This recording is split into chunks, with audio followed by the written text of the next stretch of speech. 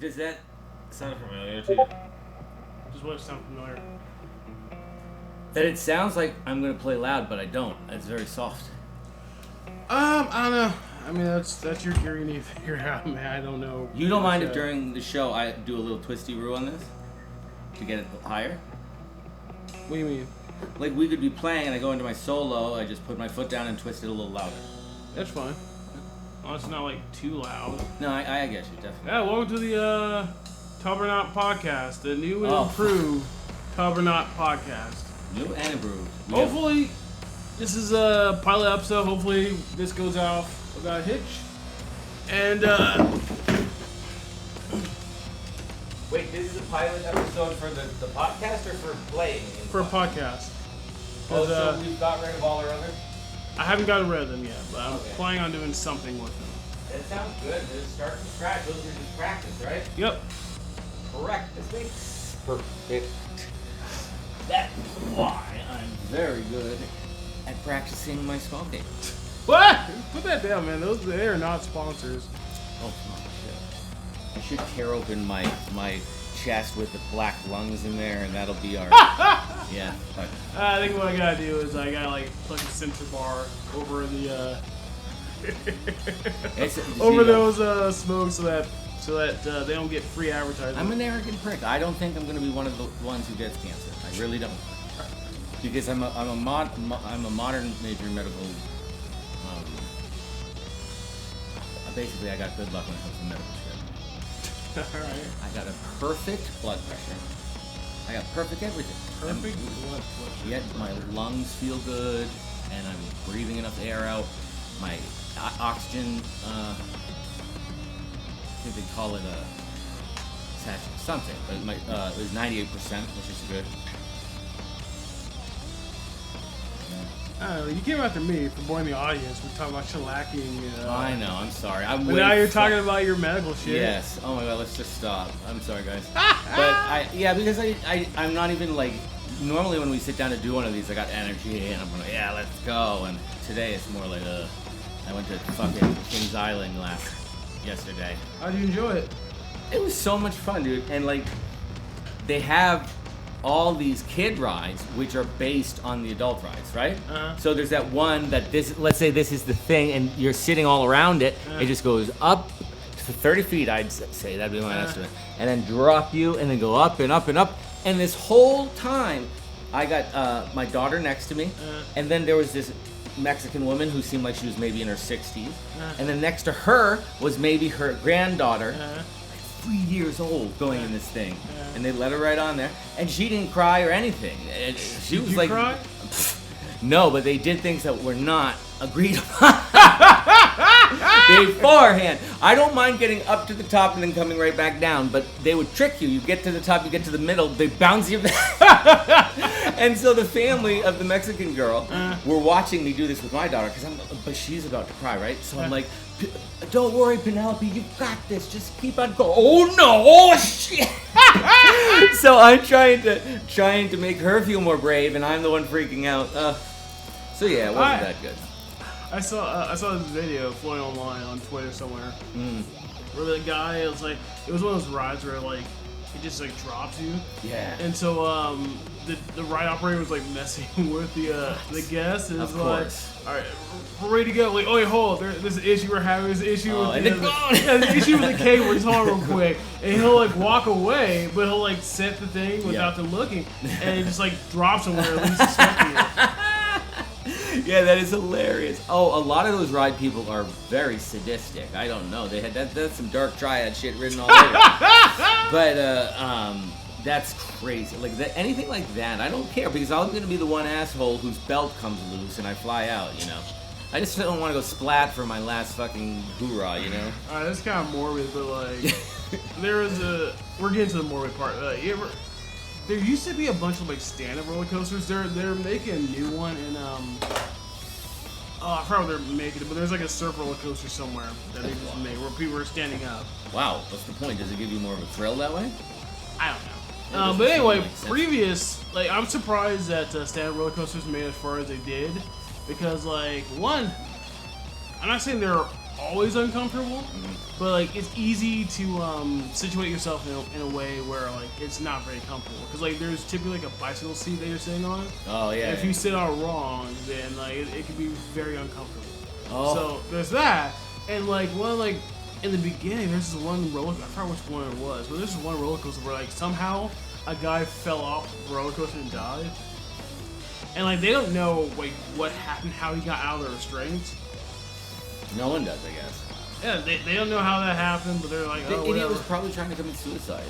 I don't know, man. But sometimes there are people who like will mess with the restraints, and so it rarely happens that like it's messed with to such an extent that someone can actually slip out and fall. You know what frequently happens? What? A lot of white trash go to these fucking carnivals and rides and stuff, and of course you're scared walking around them. You know, they're just loud, obnoxious. You know, I'm not being a classist asshole. I'm just like saying that. You sound like a classist. I try not to be. You sound like a class traitor. That's interesting. There is some truth to that in the sense. No, I'll explain to you. Like, there's some truth to that because I did start to hate where I came from in my life. You know what I mean? At a certain point in my life, and that was part of my depression and all my crazy shit that went on. And yeah.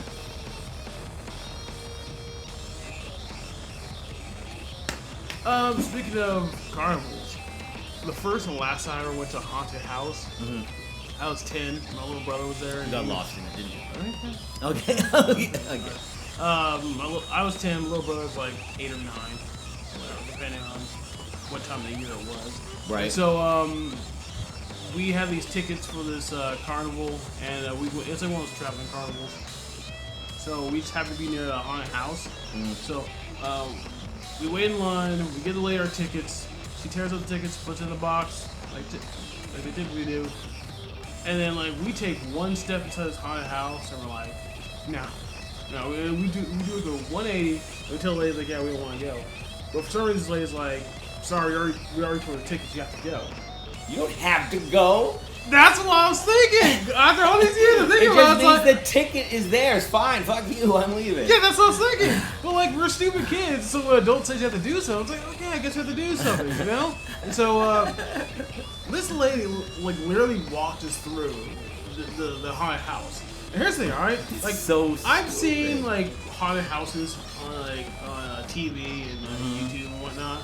And so, like, other haunted houses, they'll have like dudes like burlap sacks over their heads and like running around with chainsaws and shit, chasing you around. They'll have like animatronics popping out and scaring you, you know. They'll have spooky music. This thing did not have any of that shit. This was ghetto. No. Fucking let me finish. Okay. This is a fucking ghetto haunted house. All right. Listeners so will be the judge. What happened was, like, they had these like zombies in like these glass cases in the dark. Wow. And so like there wasn't like a sensor, there was like a physical plate that you had to step on and that lit up the zombie. Okay. It was the same zombie every fucking time. Yeah. And that's what's supposed to be scary, okay? So Are you sure? she made us go through this shit. It scared the fuck out of us, man. Oh, of course. Was this like a county fair or a carnival? It was like a carnival. It was like one of those traveling carnivals. That's a fair. Yeah. Yeah, carnival is something nice that rich people do. But like I mean, it was a nice place, but it was one that. So let me see if this is the same one that I'm thinking about, because I know we went to the white trash fairs all the time and traveling through Maine and anyway we went to this one and it's always at every fair there's going to be the Zipper, there's going to be the Gravitron, there's going to be Casino, there's going to be all these rides that you're familiar with. And that's the same case with the haunted house, which is just like a trailer. It's a big rectangular block, and you go in one fucking entrance, and the only thing that's scary at all is that you can't see a thing. It's pitch black in there. But you do walk on these plates on the floor that do all this loud shit, like a zombie will come out at you. But the problem was we had a lot of kids, and some kids got lost in there and were crying. And so it's just, and for something that's probably only the size of your average kitchen and living room, it was effective if you're young. Because I got stuck in there and it was pitch black. I didn't know what to do. Yeah.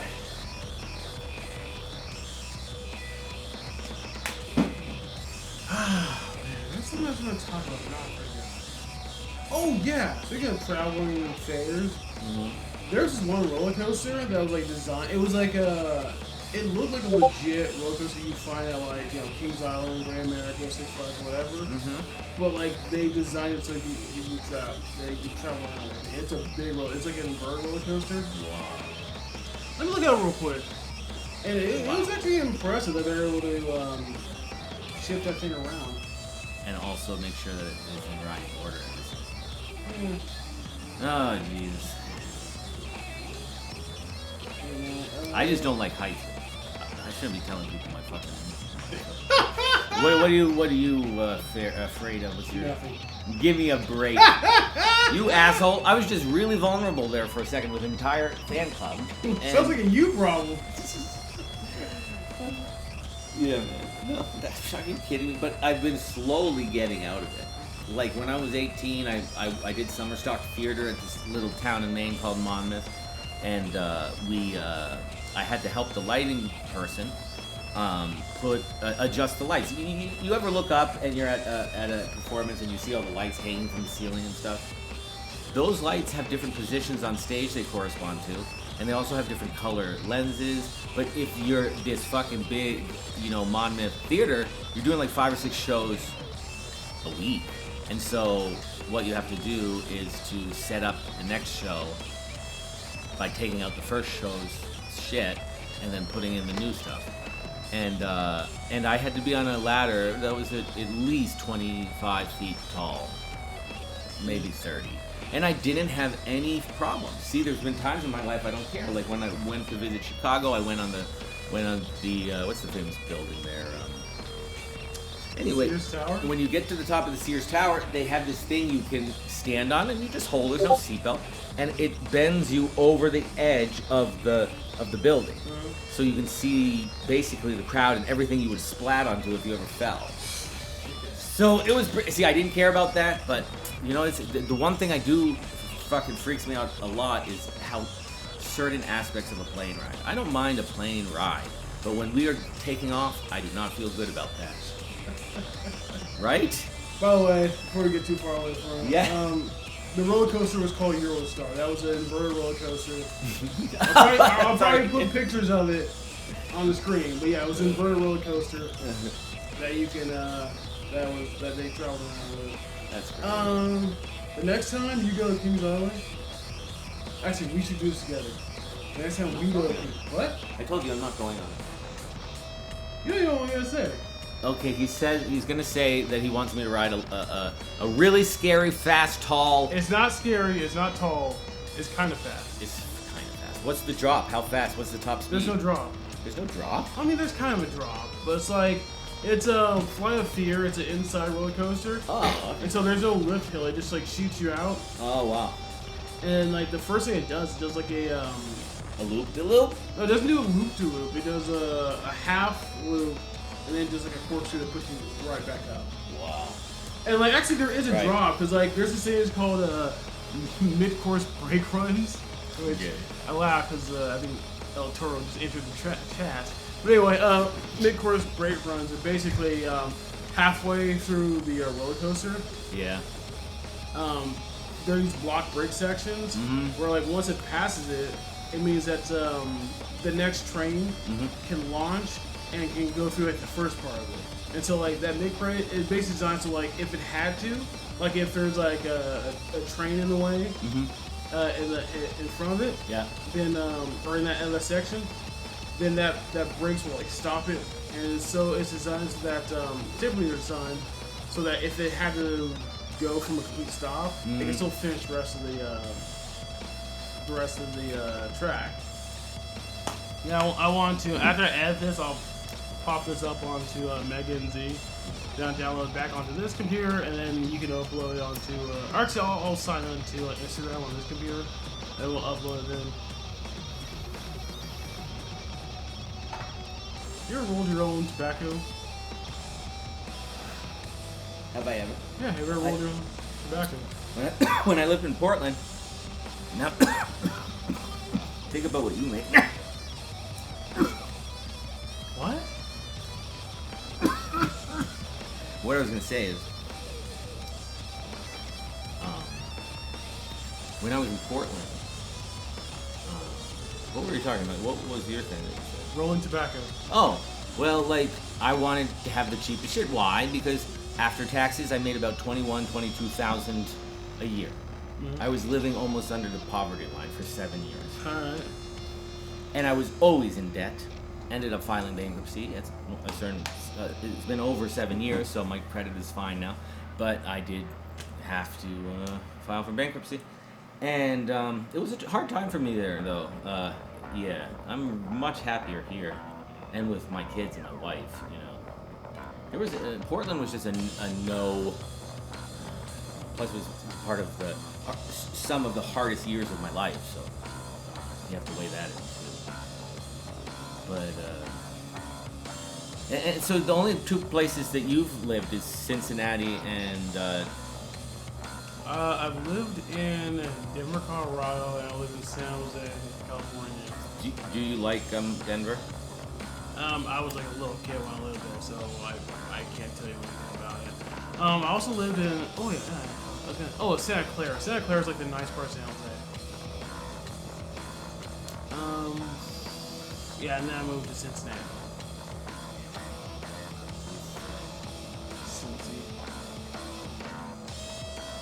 What else can we talk about? We should go to Molly Malone's at some point. Who? Molly Malone's. There's this steakhouse? It's an Irish pub. Oh. Like, they don't close until like 2 a.m. Do they sell steak? I have no idea. Okay. Well, I'll look this place up. When do you want to go there? I don't know. Well, we should. Yeah, we talked about it. Make sure your kids at your in-laws' place. No, well, the one watching them will be entertaining. Yeah. But she always, she was on call, then I was with her while she covered the call. Next day I'm still with a piece of it. So, yeah, I get it. That's the one kind of like Why are you talking so low? I was about to say something serious, but then I realized we were online. So yeah. I'll tell you later. Alright. So do you think these podcasts should be 30 minutes or an hour? Wait, what's the limit on Instagram? There is no. You can go up. You can make a video as long as you want. Alright, cool. I'm pretty sure. The thing that you like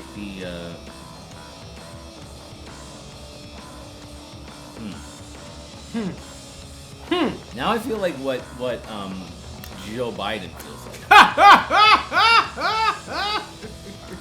Poor Joe Biden. You know, you better believe I've been watching. And I've watched a flabbergasted beat him up and I went to the bathroom because I had it. Like, it's like that crazy. There's one word that describes America. Yeah. No, wait a second. Oh my god, we're gonna mobilize effective strategy to deal with shooting about depression.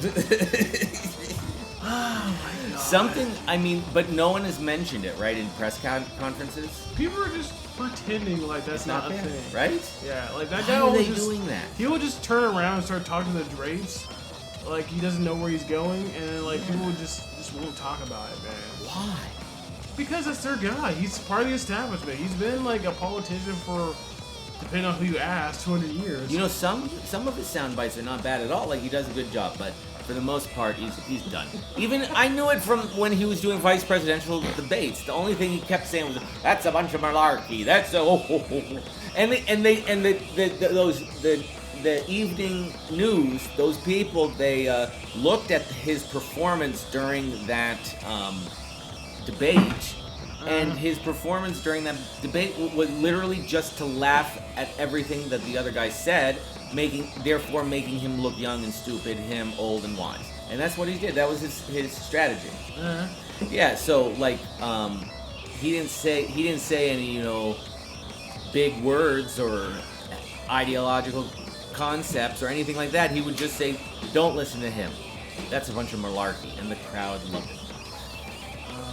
Because they loved Obama. The average person did love Obama. I know. I'm against him too now, man. Think of what he did for the blacks. I'm not thinking of it yet because he didn't do shit. what an asshole. I know you have to maybe go a little bit tenderly into that situation. You don't want to seem like, oh, I'm here and I'm going to favor the blacks. Of course, I see he has to be more whatever, but he didn't do anything. I mean, would you agree with that? He got a lot of them killed. Not here in America, but like over like he expanded the war by how many countries he had bombed, but he greatly expanded the war on terror. Yep. He bombed like Somalia. Actually, they're already bombing Somalia, but they bombed like Libya. Sudan. Syria. There's all kinds of countries. And like he said, he's gonna pull out of Afghanistan. That never happened.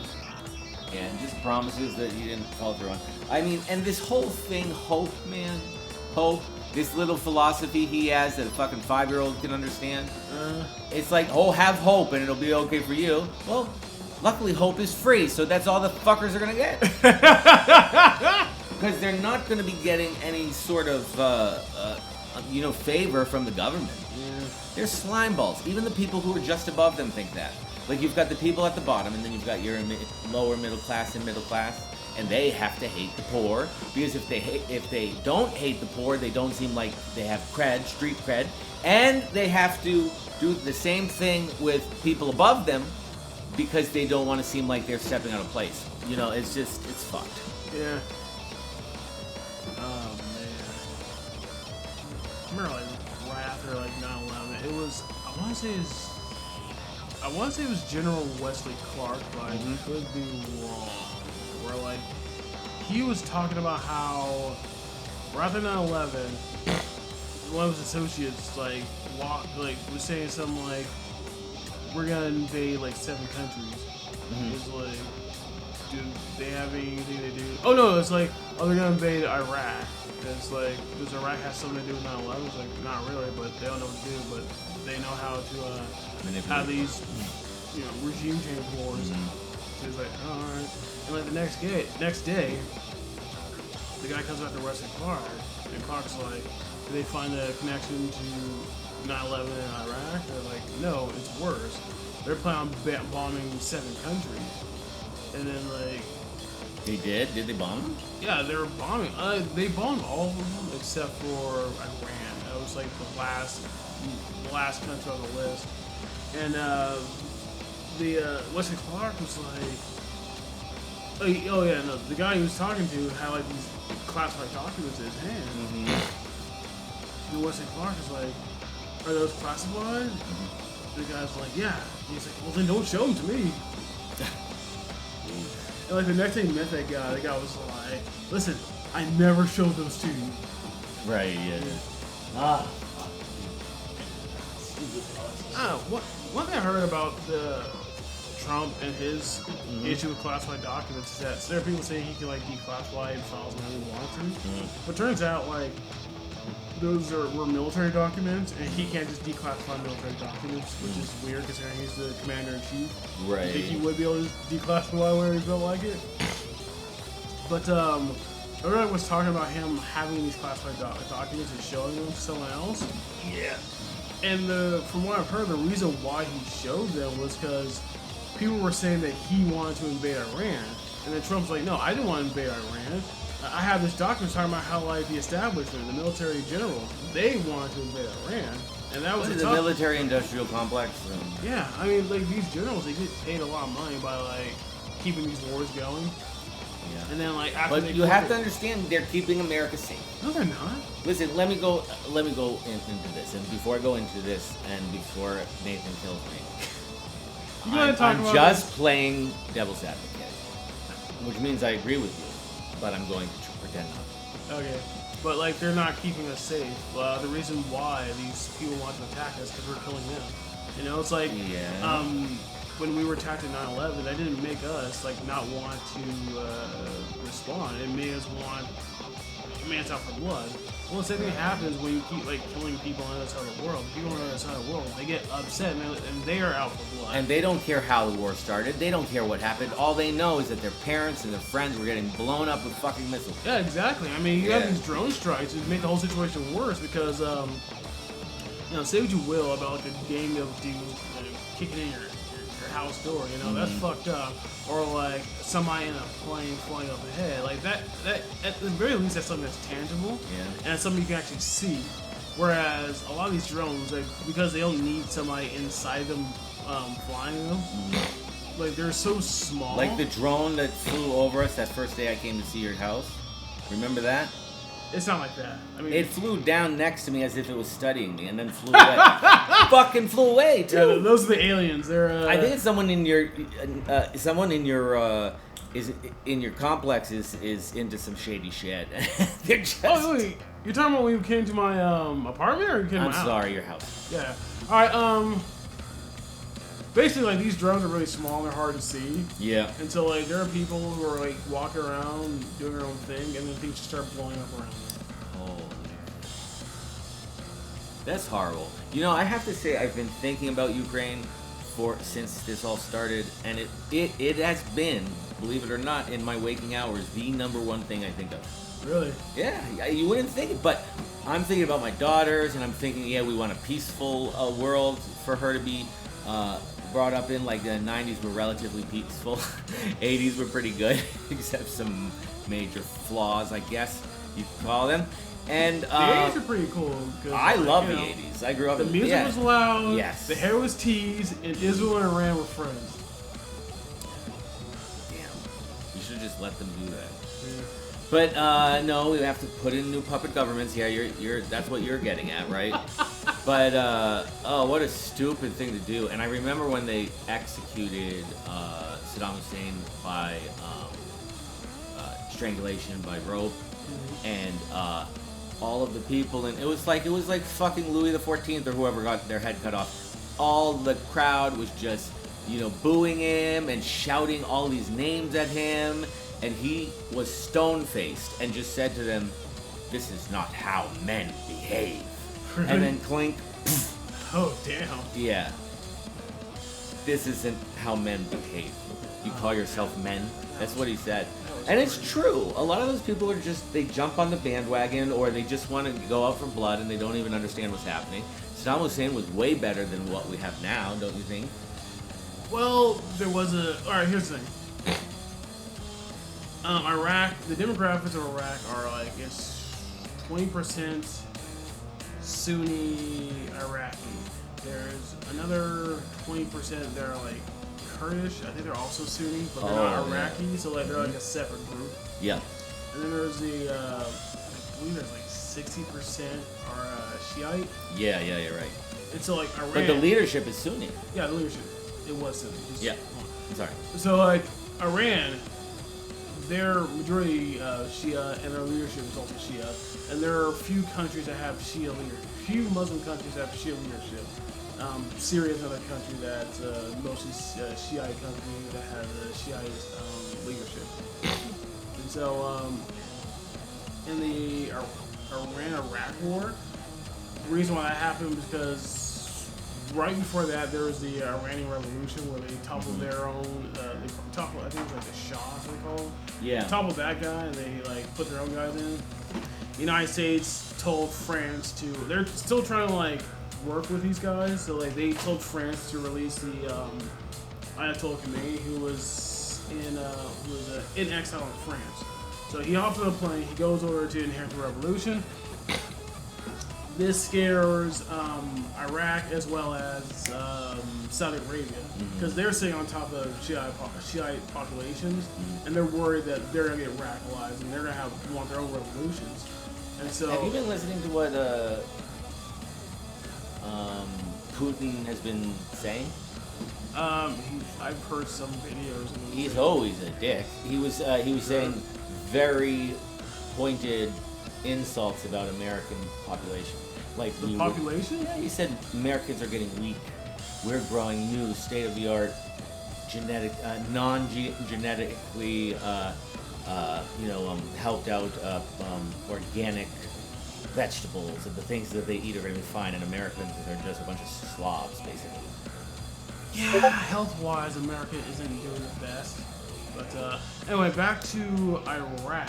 All right, so the Iran-Iraq war.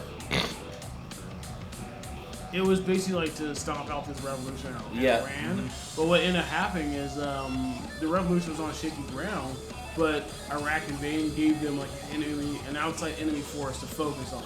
So people rallied around the leadership and they fought the Iraqis. I don't know exactly how well it didn't go well for either country, but like I don't think you can call anyone that like particularly like a winner. Now here's another one.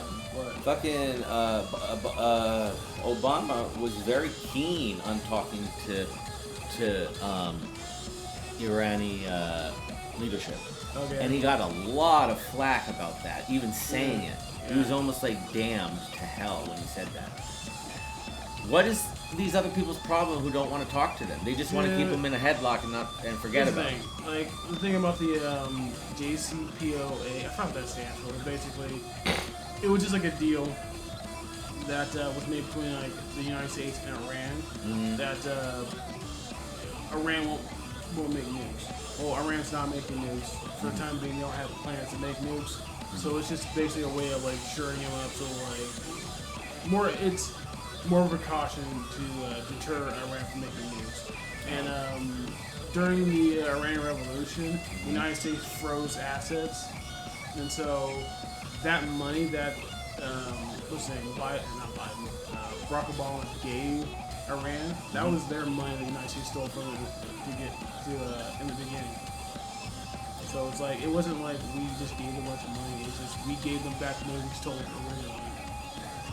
And so, yeah, I mean, that was a good thing. Dude, you know about refined uranium problems after the war in Iraq? You mean enriched uranium? Yeah, that's what I meant. Or you mean depleted uranium? Depleted uranium. Okay, go on. And there's a guy at Bard I went to school with, and he joined this group called the Student Action Collective, I think it was called. I can't even remember. And anyway, it was a group of students who were far, far, far left.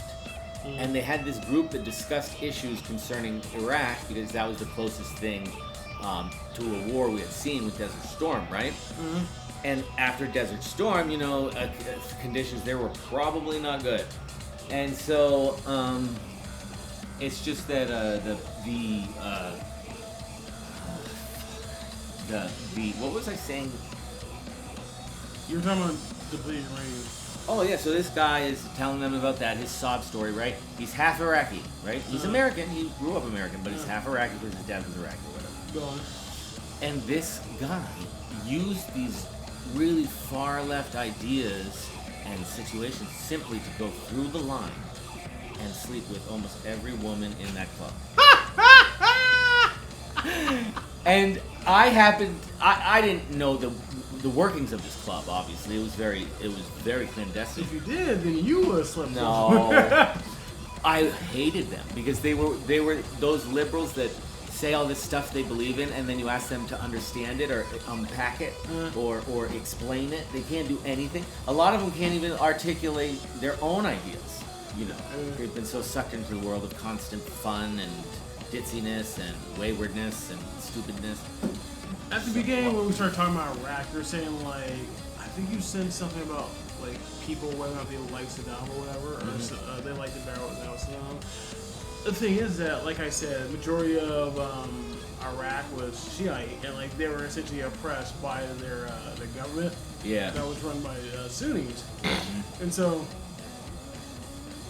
after Desert Storm, you know, Iraq or Saddam was turned into a doghouse when it came to the United States relationships, and they basically had this two-pronged attack when it came to the Middle East, where they wanted to contain both Iraq and Iran. They wanted to get Saddam Hussein out of power, but what they were worried about is like Iranians slinking across the border and like getting involved with whatever revolution that was going on in Iraq to topple Saddam Hussein. Yeah. And so there were plenty of times where You're unifying the people you want to separate.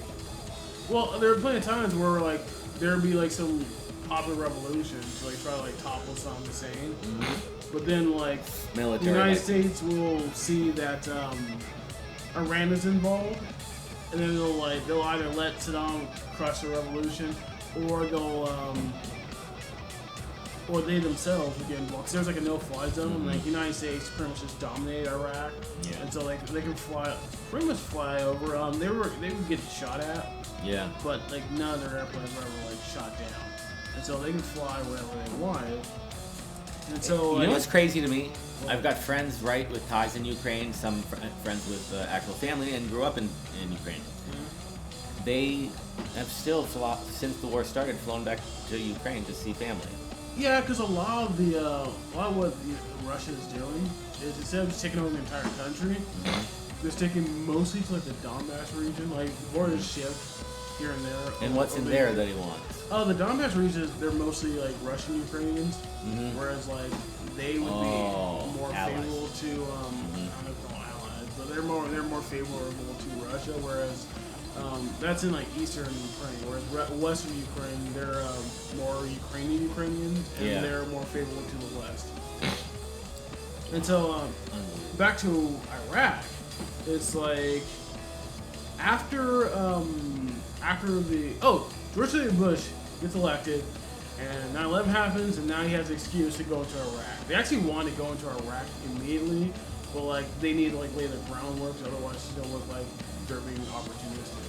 So anyway, well, they also you got to remember that in a way they let the cat out of the bag because the whole thing was this is a new thing. It's called a preemptive assault, right? You start the war before they do what they have to do to start the war, right? They're never gonna attack us. Like there are people saying like, oh, eventually they're gonna. I remember like even when they ain't got like, shit. By the way, little backstory for me. I used to be like a really big war hawk, where I was like, I had this mentality where the United States was just gonna bomb a bunch of countries, and it will be just like World War II, how afterwards Germany and Japan are our allies, our trading partners, we're cool with them, and nice places to live. I thought the United States was just gonna bomb a bunch of countries, and those countries got the same results. Like Iraq and Afghanistan would be nice vacation spots. We'll be like watching TV shows made in Iraq. We'll be wearing clothes made in Afghanistan, and I mean that's technically not wrong in that regard as far as like being able to get stuff from Iraq and Afghanistan, but both those wars were just like massive failures. So anyway, all right. So in Iraq, George W. Bush just kind of like threw out the whole idea of keeping Iran from taking over. And it's like, okay, we're gonna bomb Iraq, we're gonna get out Saddam, and then we're gonna like place it with some democracy that's gonna be like friendly towards us. Well, the thing is that this guy named Ahmed Chalabi, he was basically like a double agent. He was talking to Iran, saying that like, hey, we're gonna get the United States to top this the is government. good. It's rarely can you get a good psychoanalysis of government. Do you know what I mean? Yeah. And when you do get a good analysis, you can really learn from what happens when a complete and utter idiot takes control of the reins. Like I like him. I think he's very funny. Maybe he could have been a clown or a fucking a comedian. He could have been a comedian or a painter. He already dabbled in painting himself naked. What the hell is that all about? But anyway, do you think Bush was smart? There's a show called Quick Draw where like I'm not gonna go into a whole rigmarole, but there's this character who's an idiot, and like he explained this law that like nobody thought he would know about, and like the other characters were like, were you just possessed by a smart person? Well, I bring that up because like there's this video floating around George W. Bush, like he was talking about like foreign policy as if like, just because something blows up in a foreign country doesn't mean that we have to be involved. And he's basically just saying it's like how I think they were talking about what happened in Rwanda, and his response was like, how I don't see how that's our fault. How is that have to do with us? Other countries need to solve their own problem. Right. And so like that situation where he was possessed by a smart person. I don't know what happened afterward. I guess the neocons got their hooks into him. Yeah, the thing about George W. Bush is like all the people he hired were from his dad's cabinet. Yeah, the thing is like he he's a good face for what the new conservatives wanted. Yeah. Because I feel like Paul Wolfowitz, that guy's not gonna be president because nobody knows who the guy is. Nobody really likes that guy. I should say nobody knows who he is, but people don't really like him, you know. Yeah. But like you have like a good old boy who he served in the military. His father was a war hero as well as a former president. So I mean, the guy is perfect. You know, he has the face for the job. He has that down. What's it, down home, whatever. Backwoods. I was trying not to say simple. Yeah. He's a guy you want to have a beer with. So like that's like okay, we can use this. I don't want to have a beer with a simpleton. Well, I mean, I'm saying that's like a good one. He comes Who would you have a beer with if you could choose anyone in the world? Are we talking about alive or dead or just? Yeah. Let's just say alive or dead and pretend they're alive. All right. That's a good question. I had an answer once, but I forgot. Probably Mikhail Kalashnikov. That's the guy who made the AK-47. What? The AK-47? Oh, the AK-47. Oh my god, I keep trying to talk. That's who you want to drink with? Yeah, that gotta be cool. Some gun maker? Yeah, maybe we'll have a drink with, or maybe we'll have a vodka instead of beer.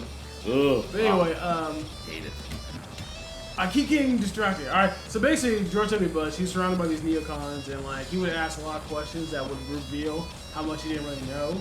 Oh. And so, like, instead of educating him, the people around him were like, hey, this is what we want from you. They use it as a way of manipulating him. They took that as their chance to manipulate him. I'm not saying like it was almost. It was. Hold on, I don't want to say that he's innocent in this. Like he went along with it. He could have like pushed back. He could have done his own research, or whatever. But anyway, I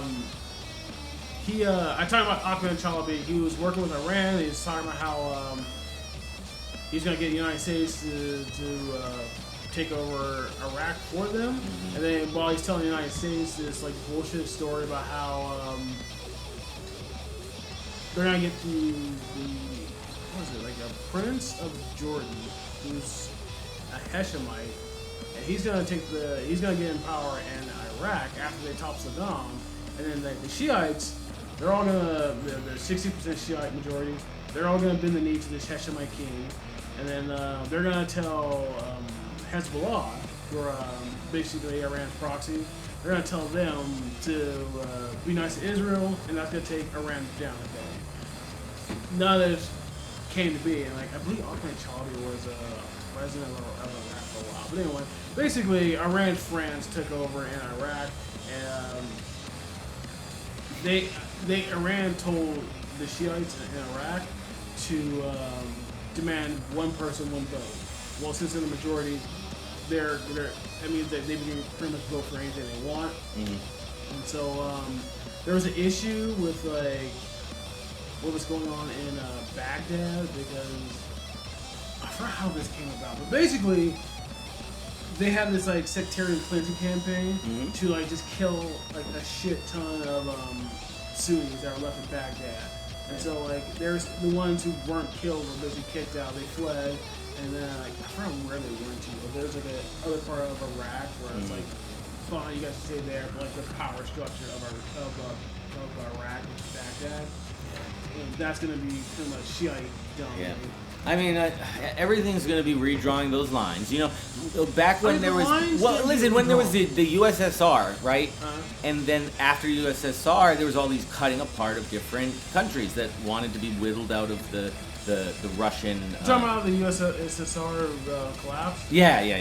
Dude, Michael Malice, he wrote a book about that. It's called The White Pill.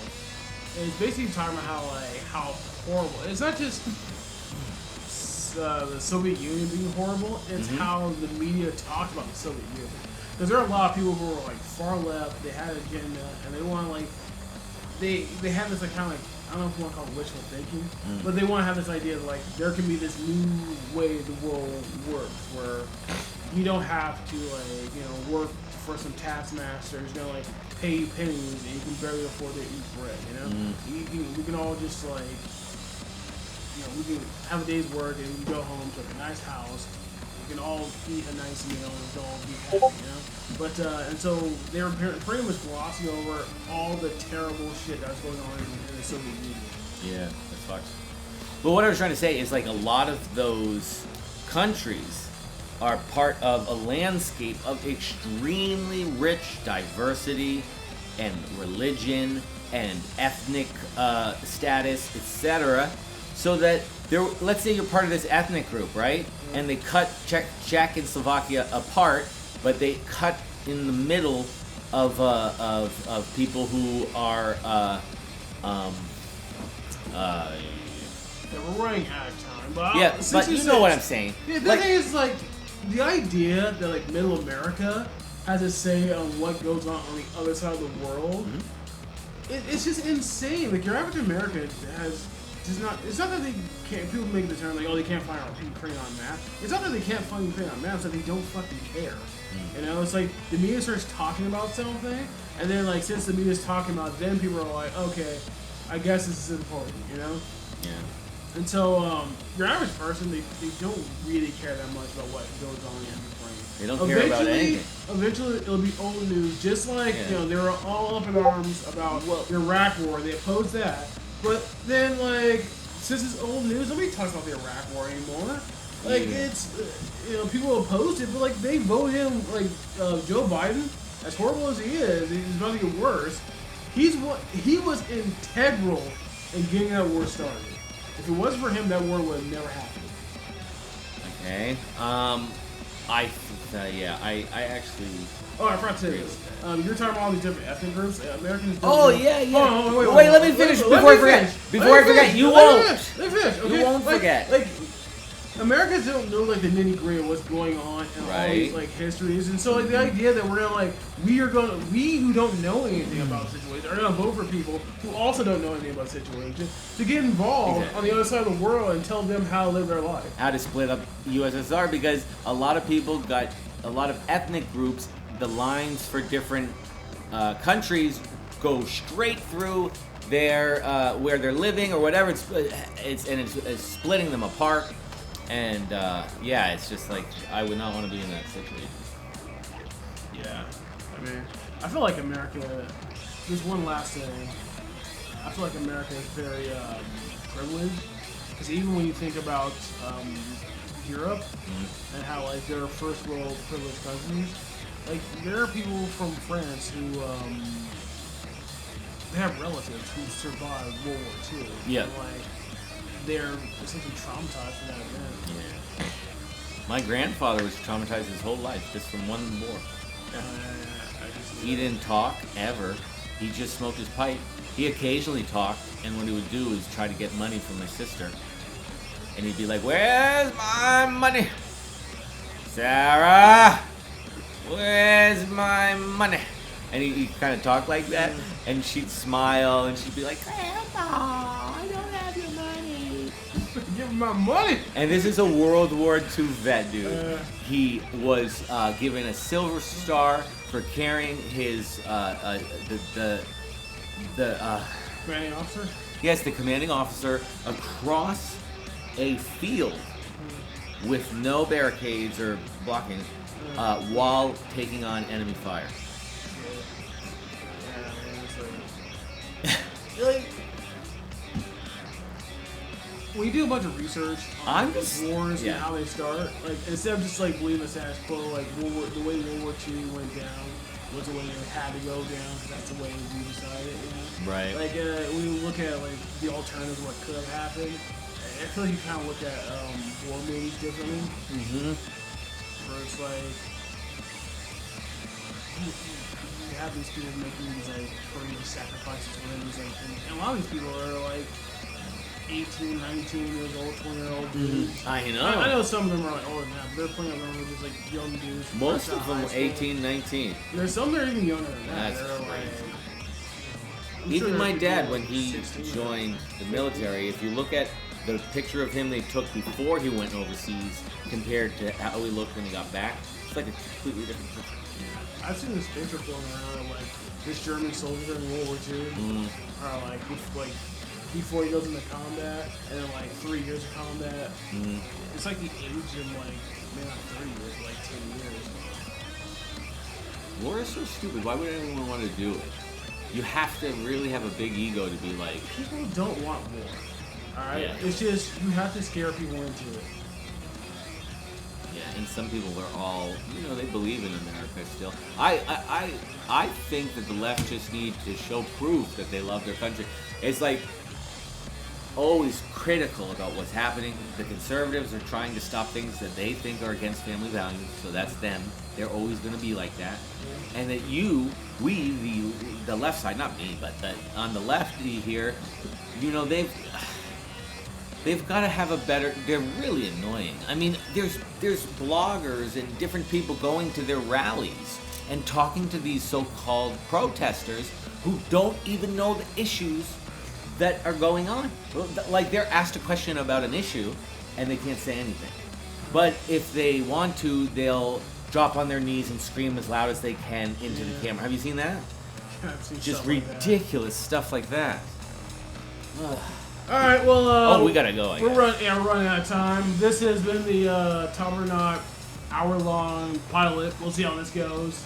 We'll look at the audio and see if that has been recorded well. And I'm Nathan, the bass player.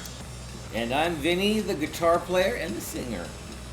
And we're Taubnernaut signing out.